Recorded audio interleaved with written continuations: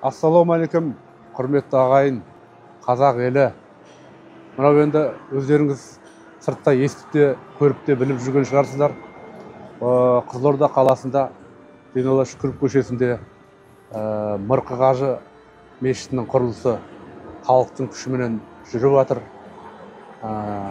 Бұған тек жаппас елінің азаматтары емес, бүкіл осы Қазақстанның халқы, Қызылорда облысының халықтары жаппай келіп көмек беруде.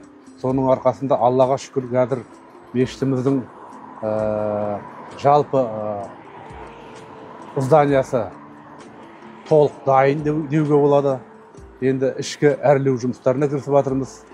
Мынау енді күнде осында келіп құрылыстың жүру барысын көріп, осы жерде майда шүйде жұмыстар болатын болса, осы бала-шағамызды ертіп келіп, онда жасап тастап жатырмыз. Арасында жаңағы сенбілік жасап жатырмыз. Асарлатып жатсыздар аға, иә? Асарлатып жатырмыз, иә. Бұл жерге жалғыз жаппас деп жатқан жоқ. Осы мына төңіректегі мынау этажды көп қабатты үйлердің де азаматтары келіп қол ұшын беріп кетеді. Оларға да Алла риза болсын. Бұлай өткен кеткенде де келіп, бұл не мешіт деп сұрап кетіп жатады.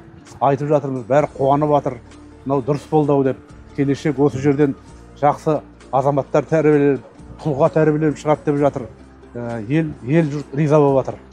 Осыған енді осы алдағы сенбіде тағы да бір бас қосып, Мәуліт айын тойлап бір ас бермекшіміз. Үлкен ақсақалдарымызды, облысқа белгілі ақсақалдарды, кәсіпкерлерімізді жинап, беделді, белсенді жастарымызды жинап, осы жерде ақсақалдарымыздан осы бәтесін албақшымыз. Осы сенбі 14-ші қазанда ғой? Қазан күні сағат 12-де. Алла разы қабыл болсын. Құдай қаласа, жұма күні 10-ші күні осы жерде тағы да тазарту жұмыстарын жүргіземіз. Жұма күні асар болады, келетін адамдардың бәріне есік ашық. Ашық, есік ашық. Келіңіздер, көріңіздер, мешітті аралап көріңіздер, қол ұшын беріңіздер.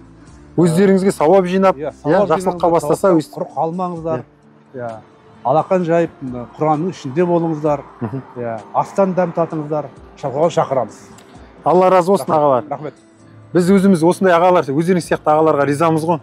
Осындай жолды көрсетіп, даңғыл жолға түсіріп, бағдаршам болып жүргендеріңізге, темір қазық болып, жол көрсетіп жүргендеріңізге адастырмай. Алла разы болсын баршаңызға. Рахмет.